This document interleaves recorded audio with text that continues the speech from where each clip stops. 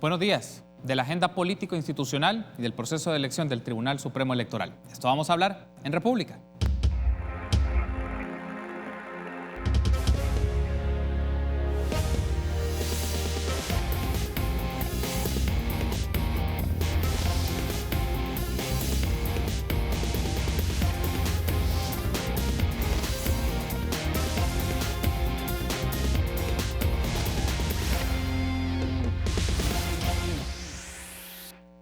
¿Qué tal? Muy buenos días. Qué gusto que nos acompañe en una nueva edición de República. Les saluda Carlos Monterrosa. Es un agrado que esté con nosotros por la mañana, este 24 de julio. Deseando que el transcurso de la semana vaya muy bien para usted en todas sus actividades personales y profesionales. Por nuestra parte, le ofrecemos esta jornada o este día un programa completo para analizar los principales sucesos de la coyuntura política de nuestro país, particularmente hablar de la agenda política, la relación ejecutivo-legislativo, proceso de elección del Tribunal Supremo Electoral, que es un tema importante en función de las elecciones 2021 y también cómo se encuentran en este momento los partidos políticos, medirles un pulso a los partidos políticos en este momento. Y es un gusto para mí recibir a Carlos Araujo, panelista y especialista en temas electorales. También recibimos cordialmente a Marvin Umaña, antropólogo y analista político. Y recibimos cordialmente a Jorge Villacorta, también analista de temas políticos y especialista en asuntos electorales. Buenos días, bienvenidos a República. Qué gusto tenerlo, Jorge, bienvenido. Es un gusto para estar con los amigos también. Carlos, bienvenido. Creo que es la primera vez que nos acompaña en República. Sí, gracias, aquí a la orden y esperamos aportar un poco a esta discusión. Gracias por tomar la invitación. Marvin, bienvenido nuevamente. Buenos días. Gracias, Carlos, ingeniero, y Carlos también. Un gusto estar con ustedes y a la audiencia. Bueno, vamos a tener muchos temas que platicar, varios aspectos que van a salir sobre la mesa y también sus expectativas sobre lo que se está desarrollando en este momento en la coyuntura política del país y hacer la invitación obviamente a ustedes para que nos emitan sus comentarios, sus preguntas a través de nuestras redes sociales, a través de Twitter o a través de Facebook, en la transmisión que tenemos en este momento a través del Facebook Live de Canal 33. Bueno, empecemos un poco con esto, hablemos de las relaciones interinstitucionales. Creo que esto es importante porque casi 2 meses del nuevo gobierno, recién inicia el ejercicio de gobierno de Nayib Bukele en la presidencia y con toda la composición del órgano ejecutivo. Pero quiero consultarles, Carlos, para iniciar un poco.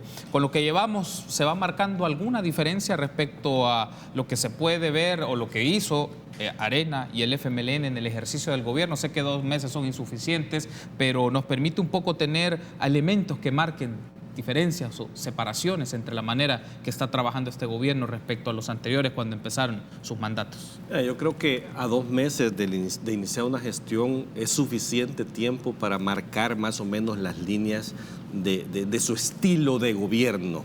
Vean, no necesariamente de saber para dónde vamos, pero el estilo ya se marcó.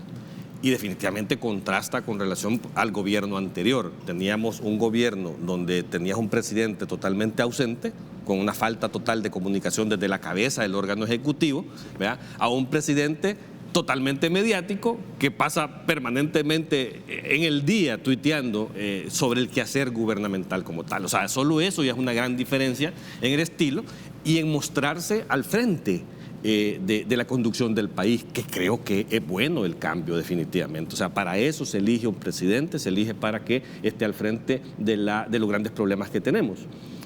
Ya ahí los estilos habría que entrar un poco y profundizar si gustan o no gustan. O sea, de que son altamente mediáticos, definitivamente son altamente populares, acaba de ingresar, tiene una gran simpatía de la población con las acciones que está realizando, pero también se le salen un poquito de atisbos ahí, de autoritarismo de vez en cuando, que eso puede echarle al traste algunas cosas. O sea, yo creo que el presidente de alguna manera debería tener un poquito más de mesura y le iría mucho mejor, ¿verdad? Y creo que de alguna manera debería de acuerparse con el resto de la sociedad, cosa que no se está viendo, para que le vaya mucho mejor. Si ya vemos que le está yendo bien, o sea, de alguna manera creo que tomando estas medidas, siendo un poco más cauto, tratando de armar de alguna manera una sinergia de la sociedad a su alrededor, creo que los problemas que tenemos se pueden solucionar. Él está demostrando un poco eso. Bueno, hace la mención, Carlos, en su primera intervención, Marvin, que 2 meses ya se puede marcar algunos elementos, algunas diferencias, sobre todo en el tema del estilo. Coincidís un poco en esto, en el tema del estilo, pero a la vez,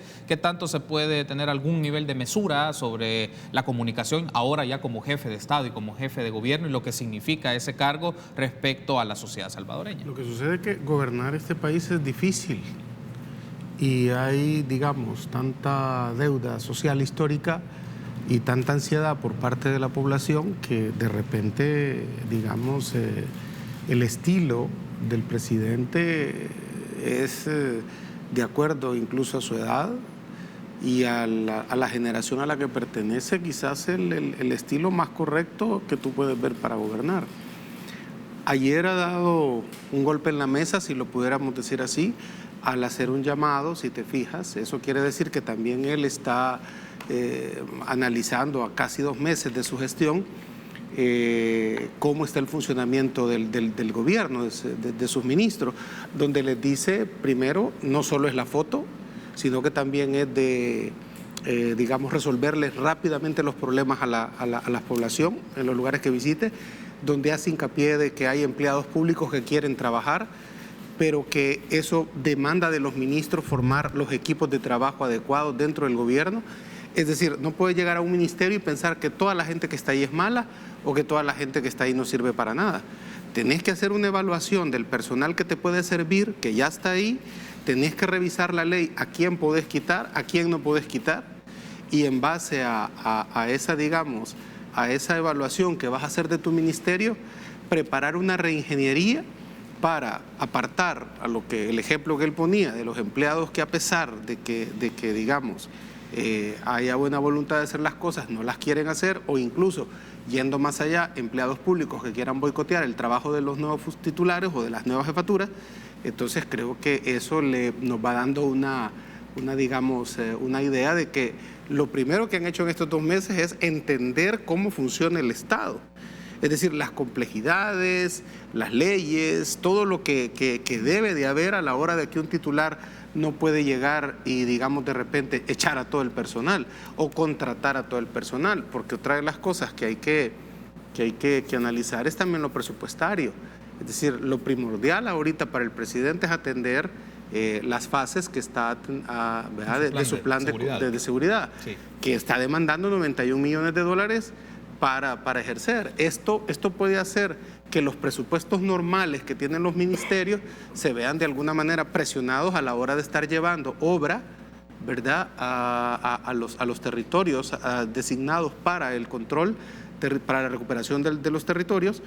Y mientras no se apruebe ese dinero, pues vas a tener que ver que hay, digamos, un descuido de ciertas áreas normales de los ministerios, gasto corriente, por decirte algo, y para atender las necesidades del plan de seguridad. Mencionaste un aspecto aquí, Mervin, solo me detengo unos segundos para consultarte y luego voy con Jorge. Están conociendo el Estado, mencionabas. ¿No consideras que pudo haber ayudado un poco esta etapa de la transición, de tener información del gobierno que salía, por lo menos para tener claridad de llegar y tomar decisiones con más agilidad? Sí la había. O sea, es decir, el estado en que se iba a encontrar el gobierno, sí, el nuevo gobierno sí la tenía. Lo que sucede es que la falta de comunicación vino a raíz de que el gobierno saliente quería que se le aceptara el gobierno tal cual como lo entregaba. Una especie de, si yo formo una comisión de un ministerio y tú llegas, aquí te lo entrego, ¿no? Firmame de recibido, de que estás de acuerdo cómo queda todo. Creo que ese fue el impasse, que no viste comisiones de transición en los diferentes ministerios, pero que los, digamos, el grupo, el que estaba organizando el gabinete y que estaba preparando la transición, sí estaba al tanto de todas las, digamos, las condiciones en que se podía encontrar el gobierno. Ahora, otra cosa es verla venir que tenerla enfrente, ¿va? Entonces hay una, digamos, una ansiedad también por parte de la gente en la que quiere resultados rápidos, lo cual aún pues en 2 meses es como muy complicado. Inicia apenas. Exactamente. Yo creo que estoy de acuerdo con Carlos en el sentido de que es muy temprano para juzgarlo. Sí, se pueden tener ideas en el caso de seguridad, ¿verdad? Que es a lo que se ha optado, que no me parece justo decir que solo se ha optado por la cuestión de la represión, sino que también el plan de oportunidades permite entender que ahí se va a recuperar a las comunidades. Creo que es una mezcla de recuperar territorios con la cuestión de la represión y recuperar comunidades con el plan oportunidades. Esa mezcla de, digamos, de trabajar es la que puede permitir o ha permitido, si quiere, hasta ahora esa reducción de muertos en el país. Muy bien, teniendo entonces estos primeros elementos, Jorge, interesante escucharle a usted cómo coincide un poco con lo que menciona Carlos, con lo que menciona Marvin, sobre un tema de estilos, y ya podemos ver en 2 meses algunos elementos que diferencian a este gobierno respecto a los de Arena y a los del FMLN, o esto todavía es de momento más el ámbito de cómo comunica el gobierno.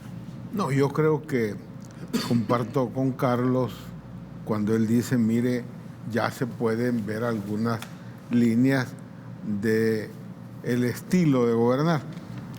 Para mí es evidente la diferencia principal, me atrevo a decir, o una de ellas, es que el gobierno anterior nunca tuvo una estrategia comunicacional, nunca tuvo, y fue equipo de gobierno, y por consiguiente nunca tuvo un claro liderazgo.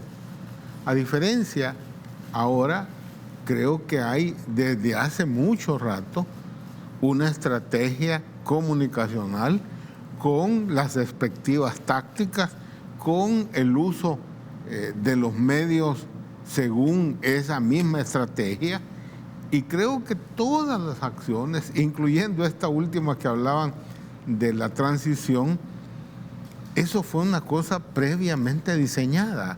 O sea, todos los actos que se realizan tienen un diseño y una orientación. Es más, en algunos casos uno dice, mire, pero eso es un error o es una cosa, alguien le puede decir, pero eso es una locura. No, señor, todo eso está previamente definido. Todas las acciones, la forma de decir hágase tal cosa, le ordeno tal cosa, todo eso es parte de toda una concepción previamente diseñada y desde hace rato. Y los equipos que tiene para hacer eso. Había que ver en Capres cómo se ha reestructurado en Capres todo el aparato que tiene que ver con las comunicaciones para darse cuenta de eso. Y el otro elemento es que yo creo que hay 3 cosas ya evidentes en el tema de la acción política. Bueno, cabe decir que la otra característica es de hacer cosas concretas, de responder de inmediato a las necesidades de la gente y generar esa impresión que se está activo 24 horas.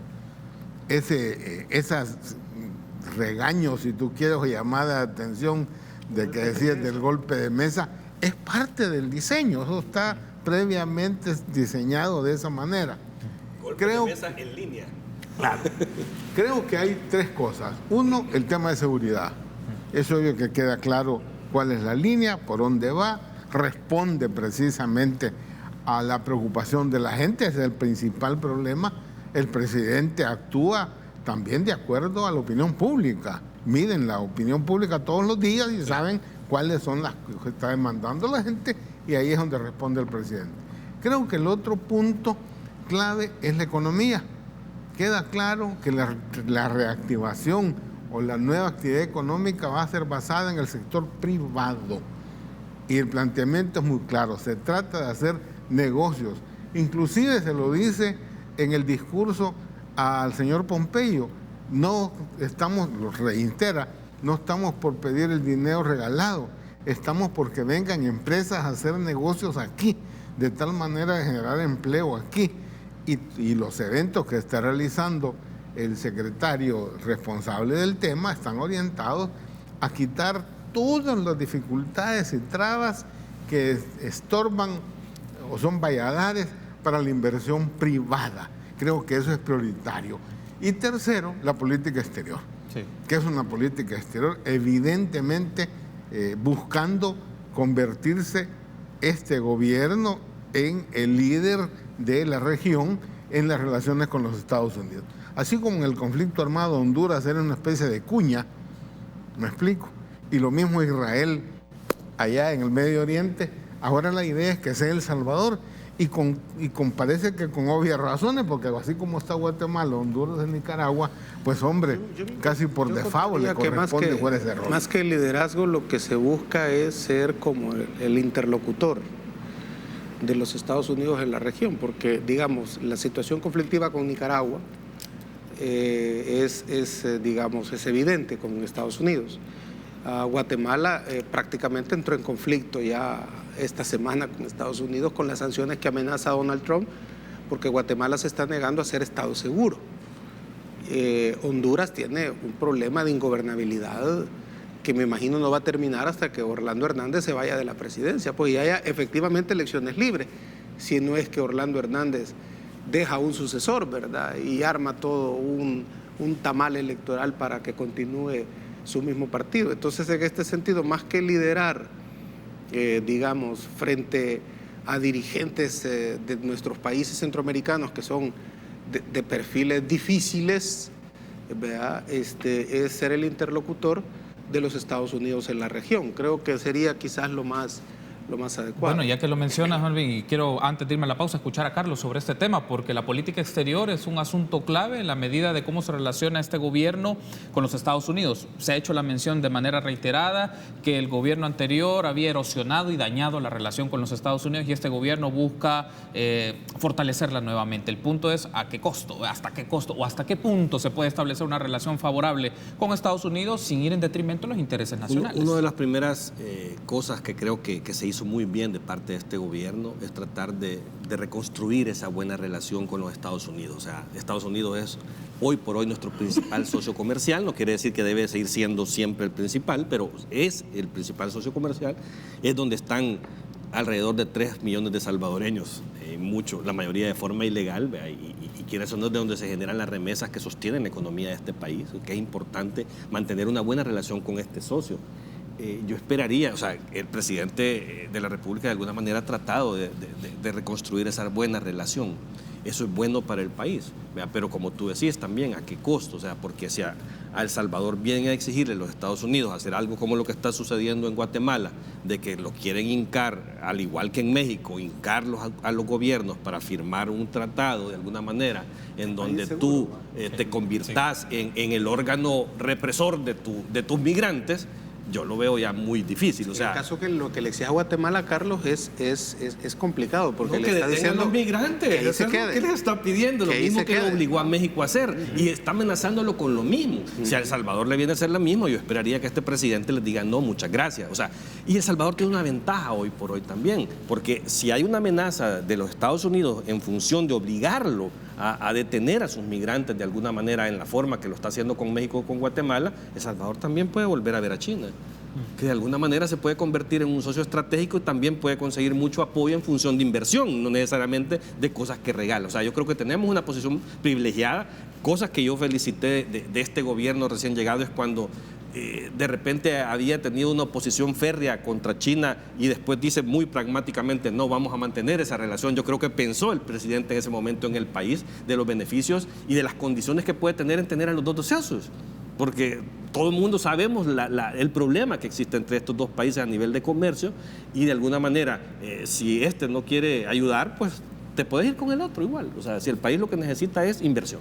Tengo que hacer la primera pausa, pero al regresar incorporo otro elemento a la discusión, la relación ejecutivo-legislativo. Creo que es importante también en las condiciones que se están dando. Luego hablaremos del Tribunal Supremo Electoral y de los partidos políticos, que estoy seguro que ustedes tienen puntos de vista sobre este tema. Regresamos.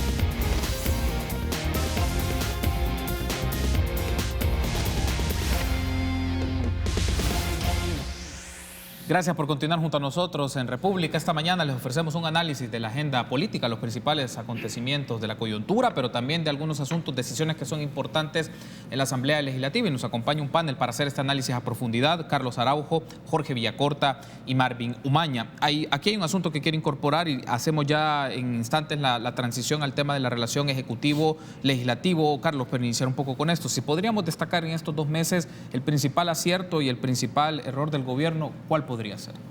Yo el principal acierto lo veo más en política exterior, ¿verdad? Que desde el primer momento marcó una línea muy clara en su apuesta por reconstruir esta relación con los Estados Unidos y inclusive el acompañamiento y el cambio de posición con relación a Venezuela en los organismos internacionales. Yo creo que en esa línea ha tenido el respaldo absoluto de los salvadoreños con relación a lo que ha estado haciendo. El principal desacierto, yo creo que hay una excesiva utilización de los recursos mediáticos sobre la realidad. Yo creo que eso, tarde o temprano, le terminará pasando una factura si continúa de esa forma. El ejemplo más claro son los dos casos sonados con relación al bus del Congo y la patrulla incendiada en Santa Tecla, en donde hubo un despliegue mediático de una línea de acción en función de lo que se creía que había sucedido, y a la hora de presentar los requerimientos fiscales como tal no existía nada de eso. O sea, creo que ese tipo de comportamiento no le va a hacer nada bueno si sigue haciéndose de esa forma. También creo que en el tema de centros penales hubo un exceso también de eso. Yo te pongo el ejemplo más claro de cuando hablan el tema de las cabinas telefónicas famosas. No sé si tú lo sabías, pero de los 28 centros penales, solo en 6 centros penales están concentrados los pandilleros. En esos 6 centros penales jamás ha habido una cabina telefónica, solo en los otros que son reos comunes. Entonces, cuando tú empezás a ver ese tipo de cosas y de elementos de manejo mediático, ves una manipulación con otra intención. Y esa factura creo que tarde o temprano les va a pesar. Desde tu perspectiva, Marvin, principal acierto, principal error, ¿coincidís con lo que menciona Carlos o tú consideras que, o valorás que hay otro aspecto? En el aspecto de política exterior, a mí me agrada mucho que haya tomado la posición de continuar las relaciones diplomáticas con la República Popular China. Me parece que eso ha sido uno de los grandes aciertos, y que envía el mensaje también de que El Salvador es amigo de todo el mundo. El Salvador debe de ser amigo de todo el mundo. Creo que hay que trabajar mucho la relación con los Estados Unidos, es decir, con este gobierno actual, me refiero a la administración Trump, porque es un presidente, el actual presidente de los Estados Unidos, bastante voluble en relación a atacar incluso a sus propios aliados. Entonces, en ese sentido, creo de que va a haber que trabajar, porque pongo el caso de Venezuela, por ejemplo, el gran apoyo que le están dando a Venezuela, incluso al grupo de Guaidó, que se ha visto involucrado en malversación de fondos de la misma ayuda que Estados Unidos le ha dado, pero no le da el TPS a toda la gente de Venezuela que está asilada y pidiendo asilo por la misma situación política de Venezuela. Entonces, el tema migratorio para Donald Trump es un tema tan electoral, tan delicado, que va a ser bien difícil para nuestros países lograr que se suavice esa situación, por ejemplo, de la migración. Y creo que va a haber que atender qué se va a hacer con nuestra gente, con la que no se pueda ir, con la que regresen, y para incluso detenerla. Entonces creo que en ese sentido juega mucho esa idea de que El Salvador es amigo del mundo, y a mí en lo particular me agrada mucho que se haya decidido por mantener las relaciones con la República Popular China. El desacierto lo decía el propio presidente ayer mismo cuando daba el golpe de mesa. Creo que los ministros, los titulares deben de revisar sus equipos de trabajo. Hay, algunos ministros que no han tomado en cuenta a muchas personas que podrían ayudarles a dirigir sus ministerios, dentro de las instituciones, fuera de las instituciones. Por ejemplo, es que cuando el presidente dice revisen sus equipos de trabajo, porque hay empleados públicos que quieren trabajar, pero hay otros que no los dejan, les está diciendo hagan una reingeniería. Eso les está diciendo. O sea, porque no solo pueden llegar, cito al presidente, a hacerse la foto, sino que también hay que llevarle rápidamente a la población lo que está demandando. Y perdón que me meta con relación a ese punto, es que si tú te das cuenta, hay situaciones, por decirte, el tema hospitalario, el tema de las medicinas, que ya es insostenible a 2 meses después de haber iniciado un gobierno, sabiendo con 4 meses de transición que había un serio problema en el tema de medicamentos, y tú vas a un hospital público ahora y el problema sigue. O sea, cuando el presidente lo ves viendo ese tipo de reclamos a sus funcionarios, es precisamente porque no están resolviendo las grandes deficiencias de los gobiernos anteriores. Entonces, y es que es como dice Marvin, es que no es lo mismo tenerla enfrente que verla venir. Estoy hablando también de los nombramientos que se hacen al interior del país, ¿verdad? Siguen pendientes muchos nombramientos de funcionarios que allá en la provincia son importantes y son necesarios. Interlocutores con el Ejecutivo directamente. Exactamente. Y también, por ejemplo, es necesario, hay una cosa que a veces es como complicado para los titulares. Yo entiendo que los titulares deben de tener la libertad de elegir a sus representantes en los departamentos y ellos tienen la libertad, por ejemplo, de ratificar o remover jefaturas departamentales. Estoy hablando de jefaturas departamentales, pero te voy a hablar del caso del Oriente. Hay mucha gente que espera y esperaría que las nuevas jefaturas respondan a la idea de cambio por la cual votó la gente el 3 de febrero pasado. Ratificar funcionarios del FMLN o llevar exfuncionarios de Arena en los departamentos puede ser contraproducente para, los intereses electorales de, si tú quieres, del partido Nuevas Ideas a la hora de ir a pedir el voto nuevamente. Entonces, creo que eso es a lo que también el presidente refería cuando revisen, ahorita le presto la guitarra. No, hay un aspecto aquí porque lo ponía entre paréntesis el tema de los partidos porque lo quiero abordar más adelante. Exacto, ahorita planteaba el tema del principal acierto y desacierto y ahora sí, escucha, adelante Jorge. Muy rápido. En el tema de seguridad es un acierto la acción para recuperar territorios. Me parece eso muy bien. Mi única preocupación está ahí en el rol de las Fuerzas Armadas. A mí me preocupa siempre que una Fuerza Armada que ha pasado todos estos años después de los acuerdos de paz cumpliendo no solo con la doctrina establecida, sino que yendo incluso más allá de los acuerdos y ganando el prestigio, pueda con esta nueva acción complicarse si no se entiende bien y si la misma Fuerza Armada no entiende bien ese rol. Siempre hay temores en que te enamores de nuevo de cierto poder y después lo quieras convertir en poder político cuando no haces el rol de las Fuerzas Armadas. Pero bueno, fuera de eso me parece que es importante. Y en el tema de la economía, en esto del rol del sector privado, me parece más que correcto. Quien genera los empleos debe de ser el sector privado. Ahora bien, el rol del Estado debe de ser facilitarlo siempre y cuando sea en el marco de la ley. A mí me preocupa ahí cuando se dice, mire, todos ese montón de trámites, quitémoslos, allá hay 7,000 millones de dólares entrampados por la tramitología. Tiene razón, pero cuidado con pasarse la mano y entonces permites y dan los permisos que sea necesario y conviertes el tema de medio ambiente de esa manera. Bueno, no, si aquí puedes hacer lo que le dé la gana, ¿verdad?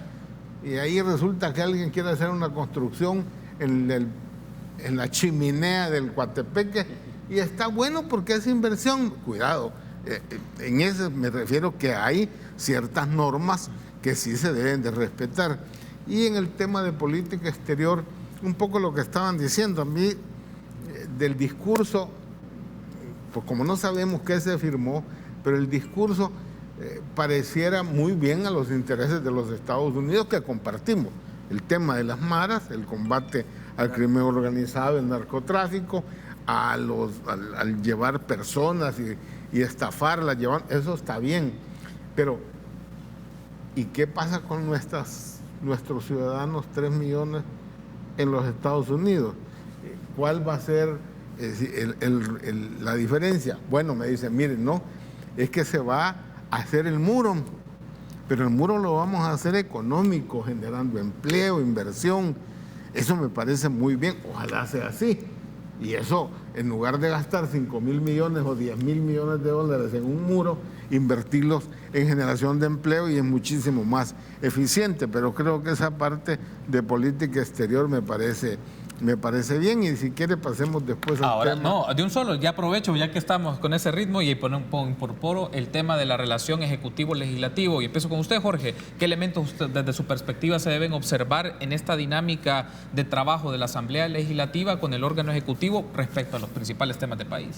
Bueno, yo creo que este es quizás el tema que siempre, por lo menos a mí me ha motivado a insistir en que debe de respetarse el sistema republicano, es decir, la separación de poderes y el rol que cada uno de esos poderes o órganos o organismos cumple en la función de la democracia.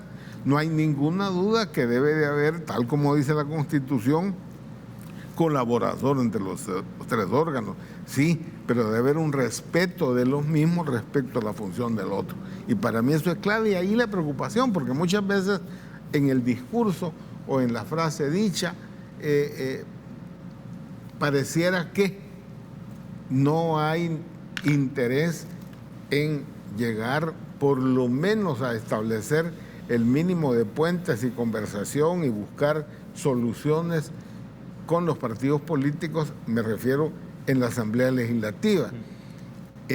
Por ratos pareciera entonces que no hay o hay planteamientos o decisiones que vulneran el rol del sistema judicial. Yo no puedo ordenar metan preso allá o llévense para allá a este fulano, porque son funciones estrictamente del órgano judicial. Entonces, ese tipo de preocupaciones para mí es lo más importante.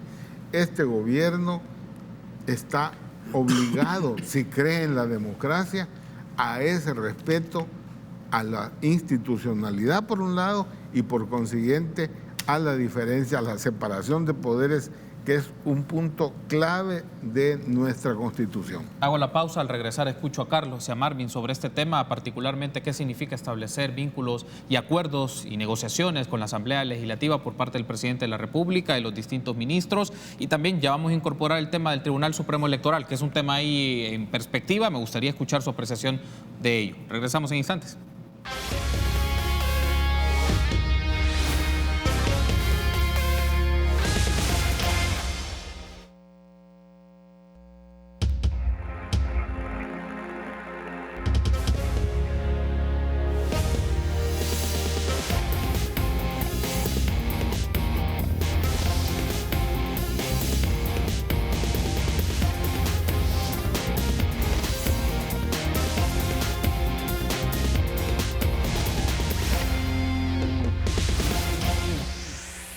Seguimos platicando de la agenda política del país con Marvin Aguilar, Carlos Araujo y Jorge Villacorta. Ahora, escucharles, Carlos, uno de los temas en esta relación ejecutivo-legislativo, uno de los temas que le ha permitido al gobierno posicionarse en la opinión pública es el tema de la seguridad, y eso le ha permitido también respaldos a nivel legislativo. Pero, ¿qué otros aspectos, otros temas pueden significar negociaciones o acercamientos o diferencias entre el presidente y los diputados y diputadas? Mira, yo veo, y eso sí me preocupa, que el presidente ha estado generando un conflicto con la Asamblea Legislativa desde el Ejecutivo.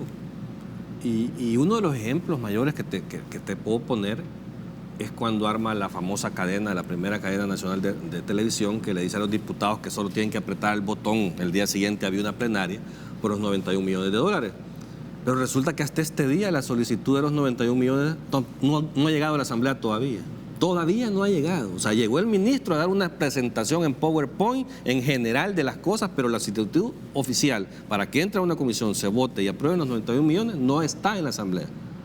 Pero la percepción pública que se crea es de que los diputados son los malos que no te quieren dar el dinero y la facilidad para poder implementar los planes de seguridad. Yo creo que eso no es bueno. O sea, creo que el presidente está en un momento en que debería de salir al encuentro de los partidos en la Asamblea Legislativa para lograr unos grandes acuerdos que le permitan al país solucionar de una vez por todas los problemas que tenemos, empezando por el de seguridad. Si es que ha sido claro, y creo que aquí vienen todos los partidos políticos y te dicen, todos vamos a apoyar, lo único que necesitamos es hacer nuestro rol contralor, como lo ordena la Constitución, para poder saber qué vamos a facilitar, porque no todo lo que pide el Ejecutivo es bueno, y lo podemos ver con el gobierno anterior. El gobierno anterior de repente salía con unas astralidades que no pasaban el filtro de que eso iba a poder resolver el problema de la seguridad y por lo tanto no se le aprobaba. Ahí se está criticando, por decirte, el tema de los famosos brazaletes, sí, que este gobierno los ha echado al traste. Bueno, eso fue una mala decisión de ese gobierno. O sea, no quiere decir que todo lo que el Ejecutivo pida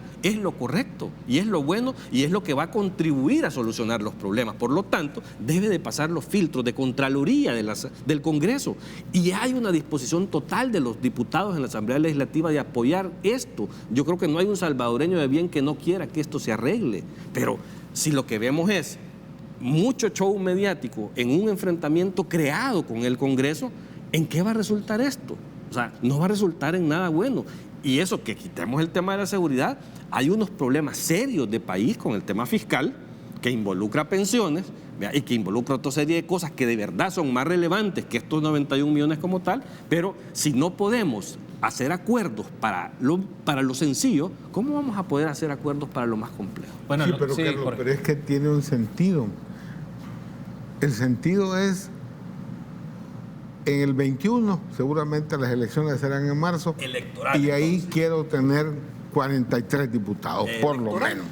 Para eso, ¿qué tengo que hacer? Acabarme con los diputados actuales para quedar demostrado que desaparecen, y si se fijan, toda la campaña va en ese sentido. Me refiero a la campaña que hacen a través de las redes estas sociales, pero también ese discurso del presidente de decir, mire, solo aprieten el botón, es un poco de maltratar, de ver de menos, para decirlo de alguna manera. La credibilidad de la Asamblea. Exactamente, y el interés es estrictamente electoral. Insisto que eso da problemas porque, hombre, en septiembre tienen que presentar el presupuesto del próximo año. ¿Me explico? Y ahí vas a necesitar por lo menos, si no me equivoco, $1,000 millones para poder resolver el pago de todo lo que hay que cubrir y no está cubierto por los ingresos. Eso implica préstamos, implica decisiones que tienen que ver con 56 votos. Eso solo es uno, pero ahí tenemos otras normativas urgentes. Vaya, se les va a presentar seguramente el tema de reformas electorales para que el proceso electoral del 21 y del 24 sea efectivo. Eso implica conversar con los partidos políticos. Y así, el tema del agua, la legislación del agua, la legislación que hay que hacer, los cambios del tema de pensiones, Sí. que necesitas urgente resolver las pensiones actuales, sí, pero también de una sola vez tener que resolver el problema de pensiones de largo plazo. Eso demanda unas relaciones con los diputados y creo que eso no se está haciendo por un concepto de decir, mire, no, vamos a acabar con esto, hay que sacarlos a todos de ahí y por consiguiente yo necesito 43 diputados. Para llegar al 21 todavía, pues estamos hablando año y medio, Marvin, ¿cómo se establecen relaciones, cómo se establecen relaciones estratégicas en función de estos temas que mencionan Carlos y Jorge? Porque ciertamente el tema de la hacienda pública, el tema de seguridad, aunque el momento el tema de seguridad todavía no se ha hecho la solicitud como tal formalmente, pero para otras situaciones ha tenido el respaldo y se nota que ahí se pueden dar puentes, entendimientos, pero hay otros temas de cómo trabaja una relación estratégica. Es que lo que sucede, Carlos medio lo decía mientras hablaba el ingeniero, y es que estamos obviando el tema de legalidad y legitimidad. El 3 de febrero, en el resultado electoral, toda la clase política quedó deslegitimada. Si El Salvador tuviera el recurso constitucional de convocar a elecciones legislativas ahorita, ¿verdad?, todos esos partidos políticos salen de la Asamblea Legislativa.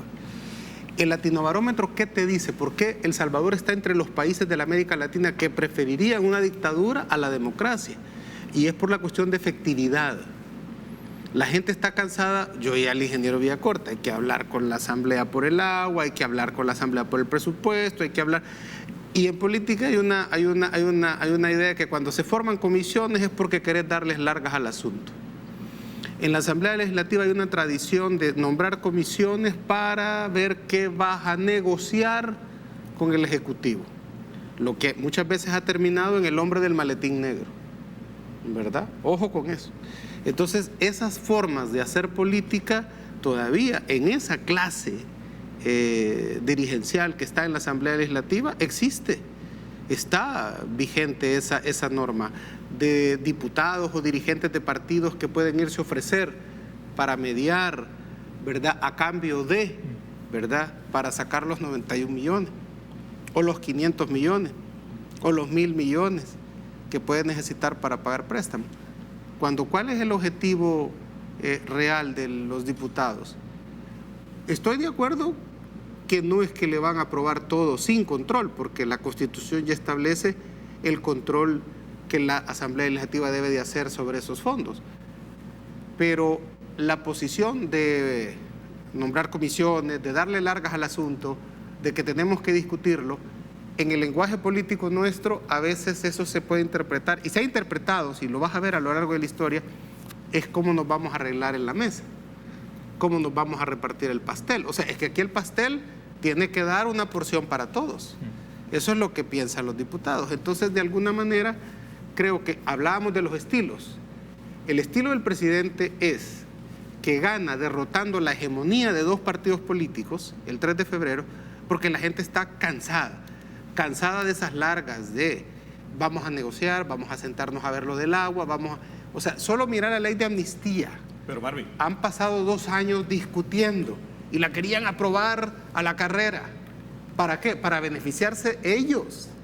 Para, digamos, hoy si tú te fijas, en el caso del Mozote le están echando la culpa a Duarte. En el caso de los jesuitas le quieren echar la culpa a René Emilio Ponce. Entonces, es decir, a los muertos, ¿va? Para nadie pagar por la situación. Entonces, nuestros diputados, los actuales diputados, la tradición legislativa salvadoreña, si tú te vas a verlo en la historia, es la de la componenda. Tú hablabas de negociación. Fíjate que incluso esa palabra llegó a tener tintes perversos, porque lo que hay que hablar hoy es de consensos. ¿Y cuál es un consenso? El consenso en seguridad, me imagino que es indiscutible.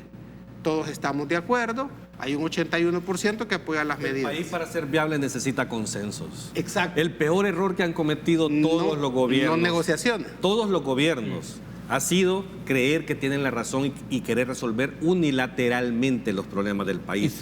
Y este gobierno sigue haciendo exactamente ¿Y usted considera, la misma ya que lo menciona, ¿Cuál es la Carlos, que se salida? puede, solo una cosa, y lo incorporo para después escuchar también a Jorge, es, ¿se puede construir consensos en estas condiciones? Se tienen que aprobar Están cosas en la Asamblea obligados. Legislativa. Se tienen que aprobar, la realidad es que en un año Es se que tienen que están aprobar obligados. cosas. ¿Cómo se construyen entonces Pero esos es consensos? que ese es el diseño constitucional, hay una separación de poderes, hay una obligación de consensuar. Y es lo que yo insisto, cuando yo veo planes de seguridad como el que se está implementando en este momento, que de verdad son acciones, no es un plan, no es una política pública de seguridad. Acciones que ya se hicieron, acciones que han dado estos mismos resultados, que han disminuido en los primeros meses considerablemente la delincuencia. Y cuando lo veo, principalmente haciéndolo desde la perspectiva unilateral, desde Casa Presidencial, que es el mismo error que cometieron los anteriores también, es donde yo digo, bueno, ¿para dónde vamos? O sea, es que el consenso es fundamental, si no veamos los acuerdos de paz. O sea, aquí paramos el conflicto, se transformó la Constitución, aunque muchos no quieran reconocer todo lo bueno que sucedió en ese momento. Yo creo que la mayor parte de jóvenes en este momento ni vivieron la guerra y no entienden situaciones que sucedieron en esta época. El consenso de los acuerdos de paz fue dirigencial, fue entre dirigentes. No importa, pues sí, En la las actualidad, élites se pusieron de acuerdo, está bien, pero en la actualidad, pero hubo. Y hubo un Marvin, no digo que producto. sea malo. ¿Cómo te vas a poner de Yo acuerdo no digo que con sea el malo. montón de muertos que estaban Yo no haciendo? digo que sea malo, Pero Jorge. Parar la muertos. guerra fue Jorge, eso. Jorge, pero yo no digo que sea malo ni que sea bueno, pero que fue un acuerdo entre dirigencias, está bien. En la actualidad hay un consenso nacional de que las medidas están bien. Entonces, ¿qué es lo que debe de hacer una Marvin, clase política a ver, inteligente? Marvin, O sea, cuidado que con lo que el consenso decís. nacional Cuidado es con pasar lo que por decís. encima de la ley, No. pasar por porque encima del para eso Parlamento. Tú estás diciendo que hay un Trata consenso de nacional de no apoyo a las atrasar, medidas, de ¿verdad? no atrasar las peticiones del Ejecutivo. Yo te puedo- En la ¿Cómo la medida vas que a las... atrasar si ni siquiera has presentado Así es. todavía los 91 millones? Eso Y es tiene responsabilidad del el ministro punto- de Hacienda. No, Estoy del de- presidente, no es del ministro. A través del ministro. A Sí, través del pero quien da la ministro. orden es el presidente. Claro, Sí, quien pero va a es a través llegar del es el ministro de ministro. Hacienda. Pero a lo que me quiero referir es esto. Hay posiciones en las que los partidos deberían...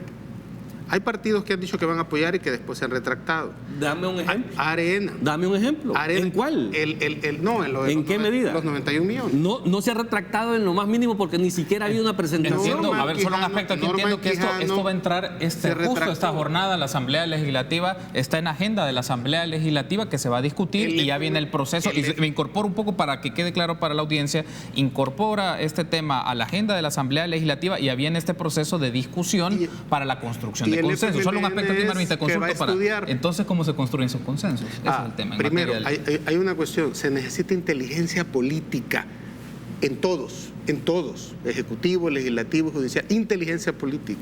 Se necesita madurez política y se necesita también entender que tienen la obligación los políticos de llegar a ese consenso, que ahí es lo bueno de los acuerdos de paz. Los dos bandos, las élites, dijeron, sí, es que estamos obligados a firmar esto, pues. Pero además le falta otra cosa, ética. ¿De acuerdo? Y patriotismo. De acuerdo. A todos. Tal manera de que ingeniero, la negociación no quiere decir el maletín negro, que ese es un error, hombre. ¿Por qué tiene que ser negociación igual a compra y a dávidas? Porque esa ha sido la tradición histórica de la... Pero hay que romper con eso. Eso no debe de aprovecho, ser. Jorge, ya que lo mencionas, solo quiero escuchar a Jorge. ¿Cómo se construye entonces una cultura política que te lleve negociaciones que no signifiquen compraventas, sino que construcción de consenso, que es lo que mencionaba? Es ese punto, es decir, bueno, ¿qué es lo que el país necesita? Pongámonos de acuerdo en qué cosas son los que el país necesita. El tema de seguridad es un hecho evidente, la necesidad de la legislación de aguas y de pensiones es evidente, solo para mencionar algo. Pero necesitas una política fiscal que te garantice tener los ingresos para mínimamente reducir cada vez más el endeudamiento. Todas esas cosas se conversan y se plantean desde el punto de vista técnico y desde el punto de vista político en el buen sentido de la palabra, no de la politiquería para ganar prebendas o billetes. Se trata de romper con eso. La gente eso es lo que quiere, la gente no quiere más confrontación, la gente quiere soluciones. Sí, pero perdóneme, en el marco de la legalidad. Y por consiguiente los derechos constitucionales, la libertad de expresión, la libertad de movilización, el respeto a eso. Creo que eso es lo que la gente está deseando, la gente está en contra de esos pleitos permanentes. Entonces, el estar en un pleito donde dijo, a mí los diputados van a votar y no me importa, creo que eso es un error, creo que hay que argumentar y los diputados cumplir con su tarea. Pero un montón de diputados ya tienen... Es terrible, pero le tienen miedo a esto. Y hoy resulta de que no actúan porque dicen, no, si decimos algo, nos van a acabar a través de... Entonces son diputados sin contenido. Son diputados sin contenido y sin discurso político. Entonces hay que quitarlos de la Asamblea. Tengo que hacer la pausa. Y mandarlos a cuidar un vaso con agua. Hago la pausa porque... tenemos que hacer la pausa por tiempo, pero al regresar incorpora el tema del Tribunal Supremo Electoral. Esto es fundamental porque es uno de los puntos también que va a generar discusión pensando en las elecciones del 2021. Regresamos en minutos.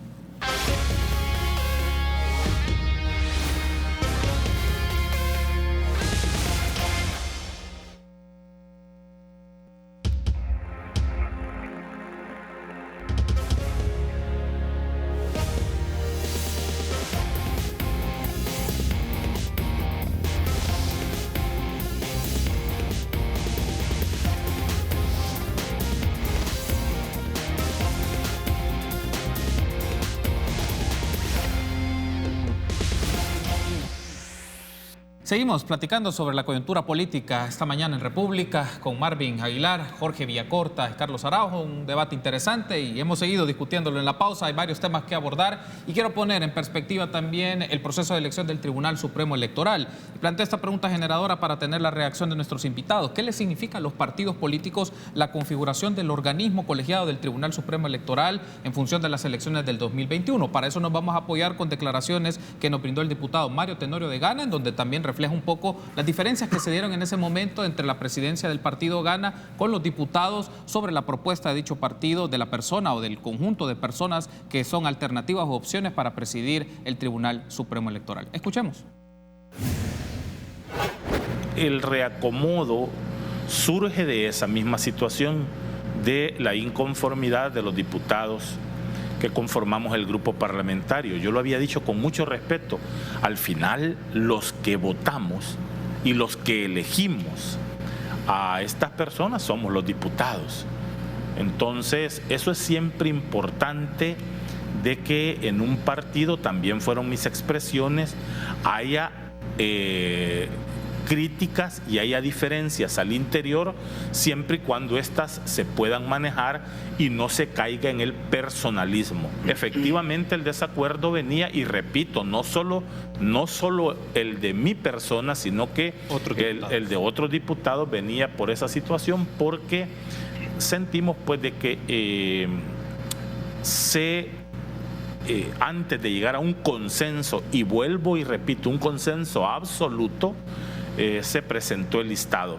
Y precisamente no nos dio la oportunidad de hacer algunas observaciones en torno a nombres, que al final, con el manejo de redes sociales, con el manejo de información que se tiene ahora, con la acuciosidad que ustedes como periodistas desarrollan, comenzaron a verse algunas situaciones que ponían en riesgo el llevar algunos nombres a la presidencia del Tribunal Supremo Electoral por razones estrictamente legales. Bueno, en función entonces de estas declaraciones de Mario Tenorio, Carlos, le consulto, ¿qué le significa en este caso a Gana la configuración del Tribunal Supremo Electoral pensando en las elecciones del 2021 y que de ahí surgirá la propuesta de presidencia del Tribunal Supremo Electoral? Mira, esto que vimos del zipizape de Gana con relación a la propuesta, creo que es algo normal. O sea, yo creo que es algo que la misma dirigencia debió haber consultado con sus diputados para construir una propuesta de consenso. Eso no es el problema. Yo lo que veo es qué es lo que está detrás de eso, pero también no solo de Gana, sino que del resto de partidos y inclusive la propuesta de la Corte. No sé si tú te has fijado un poco que también en el caso de la Corte Suprema de Justicia ya hay una demanda de inconstitucionalidad al respecto. Sí. Y que tiene que ver un poco con el oscurantismo llevado en la sala, en Corte Plena, con relación a los mecanismos o a los atributos que deberían de evaluar para poder elegir las ternas como tal. A mí lo que me preocupa en esto es que los partidos estén buscando soldados político-partidarios para integrar el Tribunal Supremo Electoral, porque de alguna manera creo que hemos venido avanzando en tratar de despartidizar el tribunal, y que creo que es lo mejor que debería de suceder. Creo que deberíamos entrar a hacer una revisión inclusive constitucional para de alguna manera sacar a los partidos políticos de la institución electoral, tener otros mecanismos de elección como tal que permita una independencia real de los magistrados como tal.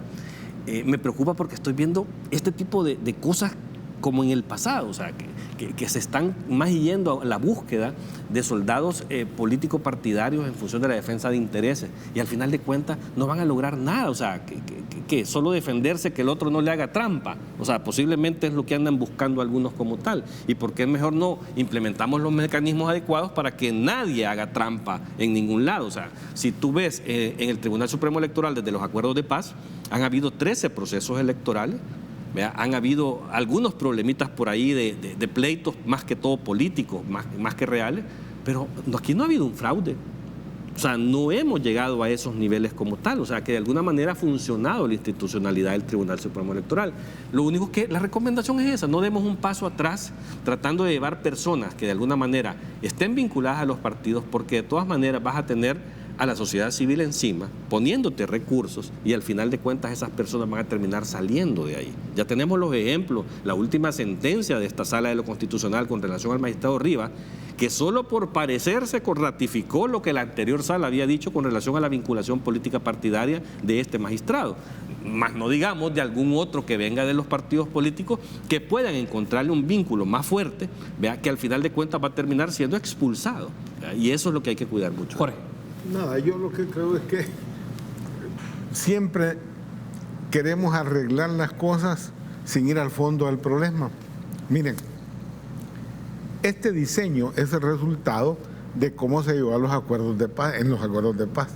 Y era sustituir las Fuerzas Armadas en la administración del Estado por los partidos políticos.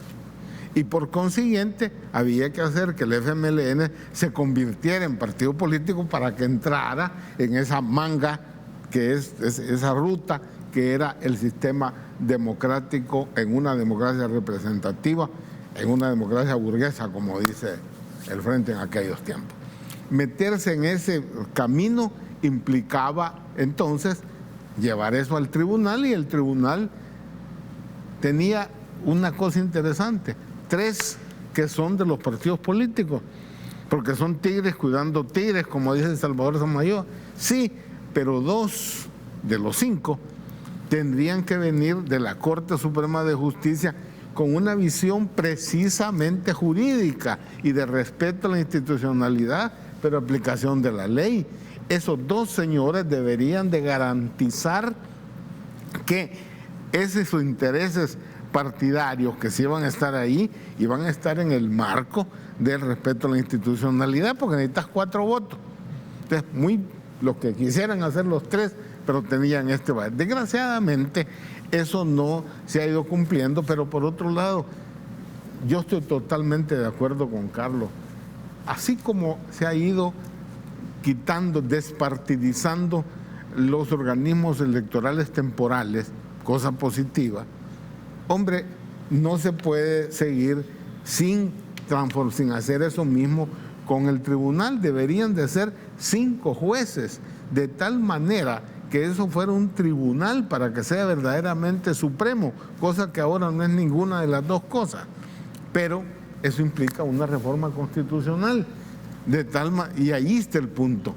Se trata de decir, bueno, ya pasó esa etapa en que el poder era sustituir una cosa por la otra en los partidos políticos, que fue buena y era correcta en ese momento, hace 30 años.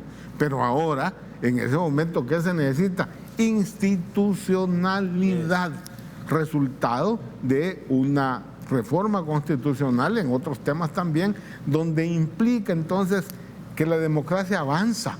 La democracia, para corregirse, se corrige con más democracia, y esa democracia implica respeto y creación de institucionalidad. Mientras eso no sucede, vamos a seguir en estas discusiones. Los partidos políticos, ellos por ley son los que deciden a quién proponen. ¿Y quiénes votan? Tal como dice el diputado, ¿quiénes votan? Pues hombre, los diputados. Ahora bien, la Corte debería o debió haber hecho, no sé si lo habrá hecho así, de esa manera, garantizarse que esos ternas son de aquellos abogados más capacitados, con mayor conocimiento de la normativa legal. Eso es lo que uno esperaría, ojalá eso sea así. Que no se hizo como es transparencia o lo que sea, eso, yo puedo entender eso, pero miren, más me preocupa que la Corte no resuelva o no considere o tome una decisión respecto a estos problemas de institucionalidad, de constitucionalidad, porque pueden estorbar la elección, y al último día de este mes deben de estar electos, si no va a ser un tremendo problema. Marvin, ¿qué le significa a los partidos políticos este proceso y también las menciones que se han hecho de reformas ya más profundas sobre el Tribunal Supremo Electoral? Yo creo que el resultado electoral ha descolocado a todos los partidos políticos. Como nadie creía en las encuestas, ¿verdad? No se imaginaron que Gana iba a quedar en primer lugar, que el FMLN iba a pasar a tercer lugar y que Arena iba a quedar en segundo lugar. Entonces, eso es lo que ha ocasionado, creo yo, ese descoloque del resultado electoral ha ocasionado que los partidos se tarden, ¿verdad? Incluso la propuesta, Carlos decía extracámara que todavía Arena no la ha presentado, ¿verdad? Entonces, hace que Gana tenga ese impasse interno, ¿verdad? Y finalmente que el FMLN reaccione con Arena para darle un zarpazo al Tribunal Supremo Electoral. Y desafortunadamente, como ha sido esta asamblea la que ha reorganizado la Corte Suprema de Justicia, han influido en los magistrados, ¿verdad? Eso es más que evidente, para que designen quizás magistrados de parte de la Corte Suprema de Justicia afines o dóciles o no conflictivos, ¿verdad? O que sean sin iniciativa para poder lanzar una reforma electoral que la necesite y le exige el país. Dicho esto, es importante entender que una de las cosas más importantes en estos procesos es el Tribunal Supremo Electoral, porque es donde uno va, si quieres ser candidato, a pedir que se te haga justicia si te han violado tus derechos dentro de un partido. A un partido político si siente que le han robado una elección. Por lo tanto, el que el Tribunal Supremo Electoral esté despartidizado, ¿verdad? O que haya ese respeto, esa sentencia de la Sala de lo Constitucional de que no deben de tener vínculos políticos, pues realmente lo que presagia es que se van a tomar el Tribunal Supremo Electoral y va a ser por lo menos 5 años una oportunidad perdida de haber hecho una reforma electoral que, como lo decíamos, extracámara. ¿Cuál es el objetivo de Arena y del FMLN de querer mantener el control del Tribunal Supremo Electoral cuando ellos absolutamente no tienen el poder de nada? Y todo presagia, como lo decía Carlos también, que es importante, la sociedad va a estar pendiente de eso, los va a castigar el 2021. O sea, el FMLN corre el riesgo de sacar quizás 10 diputados lo máximo, ¿no? De acuerdo a las encuestas actuales. Arena también va a bajar en diputados. Entonces, de alguna manera, si siguen actuando en la forma que lo han venido haciendo, perdiendo oportunidades frente al país para poder hacer una reforma, creo que es totalmente lamentable y no debe de extrañarnos entonces que tengan falta de legitimidad, que era lo que hablábamos hace un momento. Sí. Porque cuando se habla de que se hagan públicas las conversaciones de la Corte Plena, ¿no?, para elegir a estos 2 representantes, es que ya hemos visto cuando se han hecho públicas las deliberaciones para el caso de Ana Vilma de Escobar, que la exoneran de enriquecimiento ilícito. Cuando tú lees que se hicieron públicas algunos extractos de las discusiones, cuando tú lees por qué la exoneran, primero te das cuenta que Providad les presenta a los magistrados 2 resoluciones. Si la van a querer culpable y si la van a querer inocente. Fíjate eso. Entonces, luego después ellos ahí deciden que la van a declarar inocente y en uno de los argumentos el magistrado dice, porque a pesar en la sentencia que iba declarándola inocente hay como $100 y pico mil que no los pudo justificar, el argumento de los magistrados es que no había necesidad que lo justificara porque la señora tiene recursos económicos, entonces es lógico que tenga esa cantidad de dinero. Fíjate el argumento. Entonces, qué sorpresa no nos encontraríamos si hacen públicas las deliberaciones a la hora de elegir a estos 2 magistrados que están siendo señalados de tener vínculos con Arena y con el FMLN, incluso como donantes. Pero como ya hubo una sentencia de la Sala de lo Constitucional con el actual fiscal de que ser donante o aparecer en la foto con un candidato, ser asesor de un candidato político, pues no es motivo de no ser electo, pues entonces lo que nos presagia todo esto es que el Tribunal Supremo Electoral se va a constituir de acuerdo como Arena y el FMLN hayan decidido y pactado. Muy bien, tengo que hacer la pausa. Al regresar en el último segmento hablemos de los partidos políticos y en qué condiciones se encuentran. Volvemos.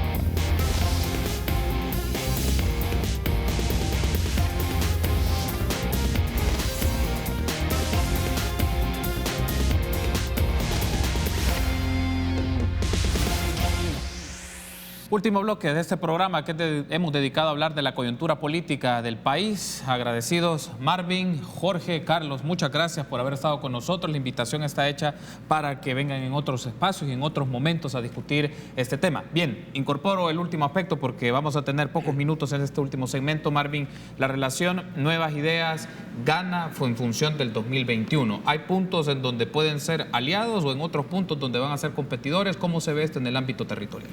Yo creo que una de las cosas interesantes de las elecciones del 2021 es que Nuevas Ideas como partido político tiene que construir su identidad política. Esto que es un sentimiento dentro del movimiento, que el movimiento Nuevas Ideas es una cosa y el partido político Nuevas Ideas es otra. Dentro del movimiento existe una idea de que debe de llevarse en la mayoría de casos candidatos propios para ir construyendo esa identidad.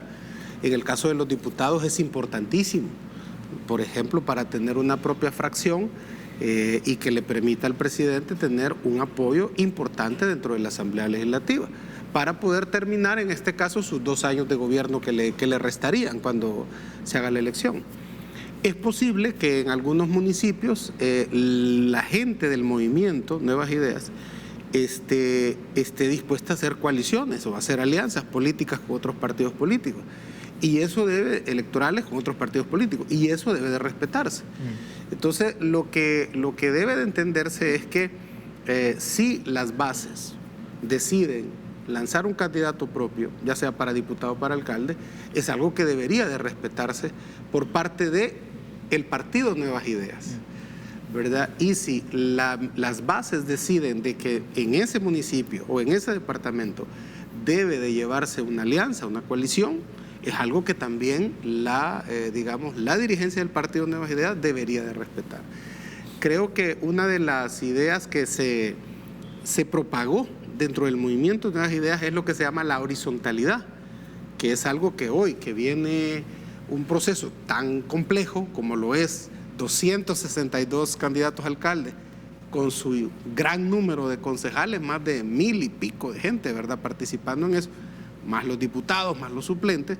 Ese proceso complejo demanda horizontalidad más que nunca para que no haya señalamientos de que un dirigente o una figura del movimiento influyó para que se hiciera una alianza, para que un candidato fuera, porque es precisamente eso lo que llevó tanto a Arena como al FMLN, es decir, el verticalismo de este va a ser el candidato, esta va a ser la alianza, este va a ser el discurso, este va a ser la oferta electoral, lo que lo llevó a estar en la situación electoral y política en la que están ahora los dos ex grandes partidos. Entonces, uno de los grandes cuidados que se debe de tener es que el movimiento, ¿verdad?, está para ser, si quieres, la cantera, la reserva moral del partido Nuevas Ideas, ¿verdad? Entonces, y en ese sentido debe de comprenderse y armonizar, tratar de administrar las diferencias, que fue otro de los grandes errores que tuvo, bueno, que sigue teniendo Arena cuando ves ahorita lo que está sucediendo, tanto con sus diputados como sus precandidatos para dirigir el COEN. Eso es lo que debe de evitarse. Creo que ese es el debate hacia adentro del movimiento en estos momentos, ¿verdad? Si van a haber alianzas en algunos lugares, si no la van a haber, ¿verdad? Creo que por ahí debe de ser, ¿verdad? Jorge. Yo creo que si tocan ese tema, pues es un problema de Nuevas Ideas y de Gana, es muy difícil para uno opinar. Yo lo que puedo decir es que la gente en un buen porcentaje votó por el presidente Bukele, por él, por su figura, más que por Nuevas Ideas, o peor aún, menos por Gana. De tal manera de que dentro de los pocos meses que quedan para la próxima elección, me refiero, está hablando de qué, de 16, 18 meses. 20 meses. Quizás. O 20 meses, según si se hacen en marzo. Hombre, va a tener la gente que votó por el presidente un planteamiento del presidente respecto a sus candidatos, porque es más allá de los partidos, estos dos que hemos hablado. Y creo que el presidente, cuando pueda decir, miren, estos son los diputados que yo necesito para gobernar los próximos 3 años, pues hombre, serán esos los que van a ser candidatos. Y surgirán precisamente de la gente que el presidente considere que es indispensable para que le sirva a él en la gobernabilidad en la nueva Asamblea Legislativa. Incorporo el tema, Carlos, no solo lo planteaba Marvin por el tema de Nuevas Ideas y relación con Gana, pero pensemos también cómo se encuentran Arena y el FMLN, descompensados más el FMLN que Arena, pero en el 21 un poco es cómo se va a marcar el pulso territorial a nivel municipal y en la Asamblea Legislativa, puntos claves. Mira, con el tema de Nuevas Ideas, yo creo que sigue siendo un partido tradicional como el resto, con todo y su verticalismo. Nunca he visto ninguna asamblea popular para elegir a las autoridades de Nuevas Ideas, ni en el movimiento ni en el partido.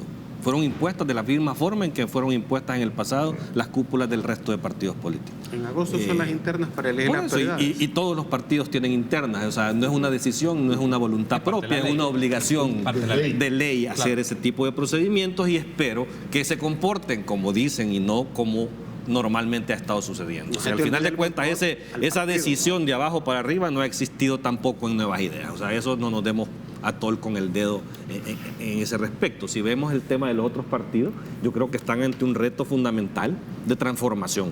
Vea, estos partidos, si no evolucionan y no se adaptan a los nuevos tiempos, van a desaparecer y van a ser sustituidos, como le ha pasado a otros partidos en el pasado. O sea, el hecho de que desaparezca el Frente o que desaparezca Arena no quiere decir que se acabó el mundo. O sea, todas las fuerzas políticas en algún momento de la historia del país han sido sustituidas. O sea, si estos no pueden cumplir el rol de lo que la sociedad exige y necesita, pues va a aparecer otro grupo diferente y que de alguna manera va a saber llenar ese vacío.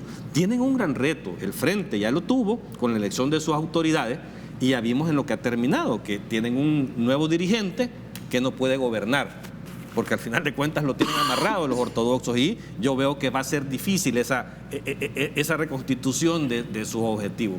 Arena próximamente tendrá sus primarias, que se vean reflejados en lo que le ha sucedido al FMLN. Si no saben hacer los cambios como deben de ser, no como lo quieren adentro de su partido, porque el gran problema de estos partidos y Arena principalmente es que cuando van a tomar estas decisiones, toman decisiones pensando hacia adentro, y hacia adentro son los menos.